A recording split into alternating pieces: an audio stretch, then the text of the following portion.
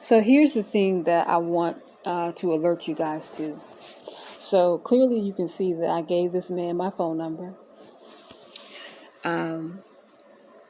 He has access to one of my phones at this point because we did this live stream, and when I clicked on the link, it did something really funky or whatever, and who knows what's going on their end or whatever. But so you've seen the exchange, everything that happened today, everything. And now all of a sudden, he won't answer my messages, he won't answer my call, he won't answer my text. Now I had the very same similar incident with another perp that was pretending to be a target. Exact same thing. Exact.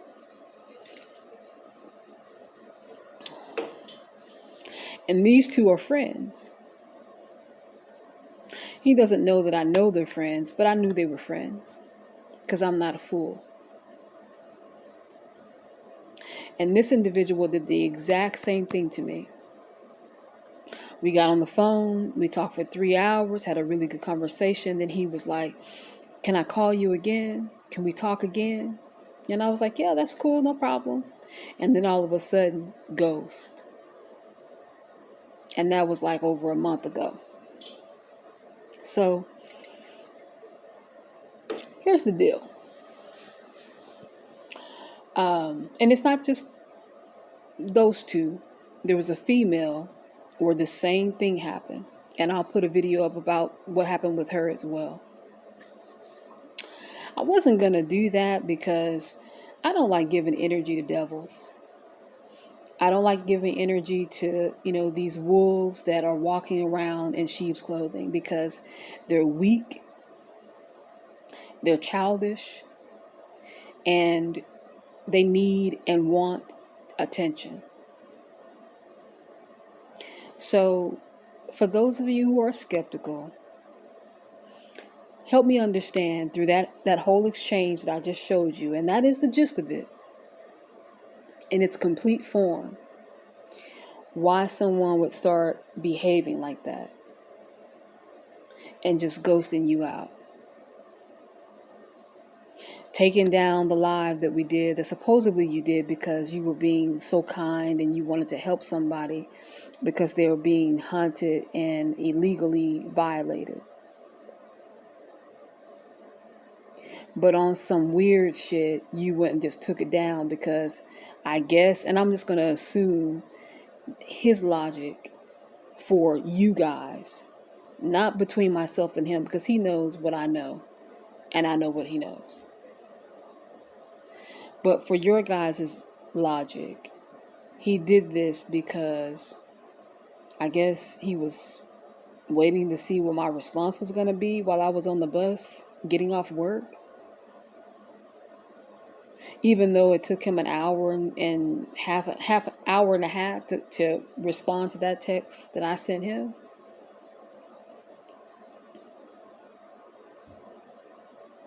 And so listen to the language. Listen to the manipulative, narcissistic language that he sent me that morning, today.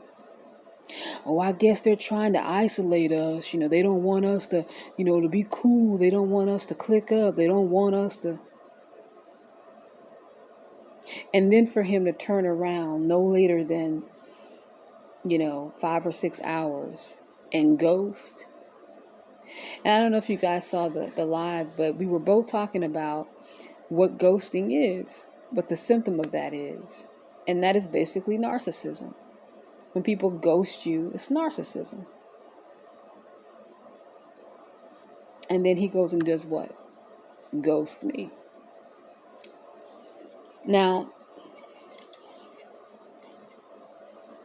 what I know is I'm a huge target and I'm a huge threat to these people for what they know about me. And make no mistake, they know more about you as far as your background and who you are and what you represent than you do. And so that's one of the reasons why the campaign of hatred, the campaign of psychological attack, the campaign of trying to, do that push and pull. It's basically witchcraft when people behave in this manner. Now, again, I'm really not interested in whether or not Pat is a target or a perp. The behavior is narcissistic, and it's personality dissociative disorder. When you just meet someone and you pretend to have, emotional feelings for that person's situation, compassion, and you're doing something for that person out of the kindness of your heart to help them because it's a matter of justice and what is right. But then you go and take it down. But then you go make another video talking about how much of a man of God you are and how you're trying to raise money for this funeral for this fallen target. And, you're so compassionate about that, but yet,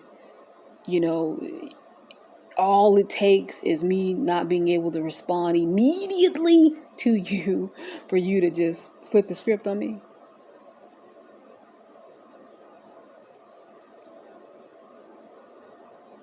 And we both know that's not the real reason, but I'm just using it hypothetically.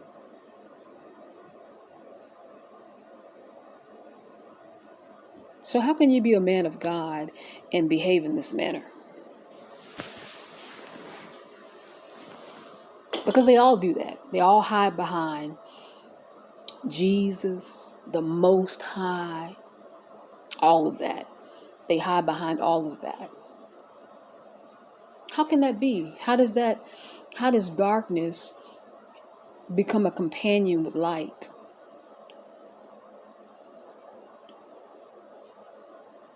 How do you do that? How do you make that work?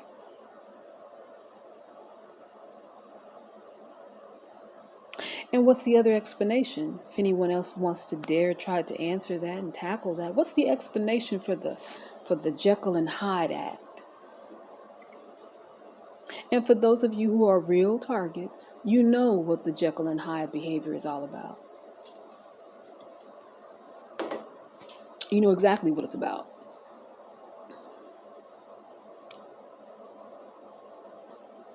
So how, pray tell, do we deal with that? By exposing.